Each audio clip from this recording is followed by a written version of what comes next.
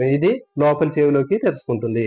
ఇక్కడ మనకి లోపలి చెవి అంటే మధ్య చెవిలోకి, తర్వాత ఇక్కడ మనకి గొంతు దగ్గర నోటిలో ఉన్నటువంటి గ్రసని భాగాన్ని కలుపుతూ ఉండేటటువంటి ఈ కాలువని యూస్టేషియన్ కెనాల్, యూస్టేషియన్ కాలువ అని చెప్తారు. ఇది మధ్య చెవి. నెక్స్ట్ లోపలి చెవి. లోపలి చెవిలో మనకి ఇక చూడండి ఒక పెంకు లాంటి భాగం ఉంటుందని చెప్పాం. ఇది అస్థిగహనము, బోనీ లాబిరింత్.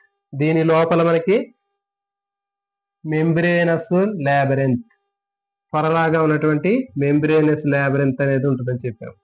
దీని లోపల 3 భాగాలు ఉంటాయి. ఓకే, పేటిక. ఓకే, ఫస్ట్ భాగం ఏంటంటే వెస్టిబ్యూల్.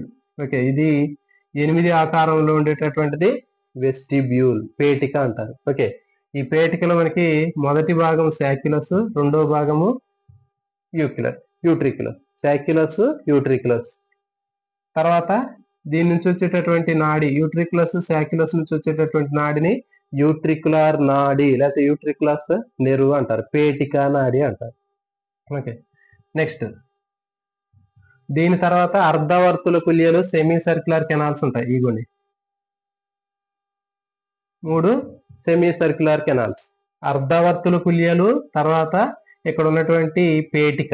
ఈ రెండింటిని కలిపి పేటిక ఉపకరణం అంటారు, పేటిక ఉపకరణము. ఓకే, వెస్టిబ్యులర్ యాపరేటస్ అంటారు. ఓకే, సెమీ సర్క్యులర్ కెనాల్స్, ఇక్కడ ఉన్నటువంటి వెస్టిబ్యూల్. ఓకే, పేటిక, రెండింటిని కలిపి పేటిక ఉపకరణము, వెస్టిబ్యులర్ యాపరేటస్ అంటారు. నెక్స్ట్ ఇది అయిపోయింది. దీని తర్వాత ఉండేటటువంటిది గడియారం స్ప్రింగ్ లాగా చుట్టలు చుట్టుకుని ఉన్నటువంటి భాగాన్ని మనకి కాక్లియా లేదా కర్ణావర్తం అని చెప్పారు. ఓకే, ఈ కాక్లియా నుంచి వచ్చేటటువంటి నాడిని కాక్లియర్ నెర్వ్ లేదా కర్ణావర్త నాడి అంటారు. ఈ కర్ణావర్త నాడి, ఈ పేటిక నాడి రెండు కూడా కలిసిపోయి శ్రవణ నాడి, ఆడిటరీ నెర్వ్ అనేది తయారవుతుంది. ఓకే, మరి ఇది తీసుకున్నట్లయితే ఈ గడియారం స్ప్రింగ్ లాగా ఉన్నటువంటి కాక్లియా లేదా కర్ణావర్తంలో మనకి 3 భాగాలు ఉంటాయి, 3 ట్యూబ్స్ ఉంటాయని చెప్పాం. Scala vestibuli, scala media, scala tympani. Scala వెస్టిబ్యులైలో మనకి పెరిలింప్ ఉంటుంది. ఓకే, పరిలసిక ద్రవం. స్కేలా మీడియా అంతర్లసిక ద్రవం, ఎండోలింప్. స్కేలా టింపాని పరిలసిక ద్రవం, పెరిలింప్ ఉంటుంది. ఓకే, తర్వాత ఈ మధ్యలో ఉన్నటువంటి అంతర్లసిక ద్రవంలో మనకి ఆర్గాన్ ఆఫ్ కార్టి, తర్వాత ప్రైమరీ సెన్సరీ సెల్స్, ప్రాథమిక జ్ఞాన కణాలు ఏమేమి ఉంటాయి.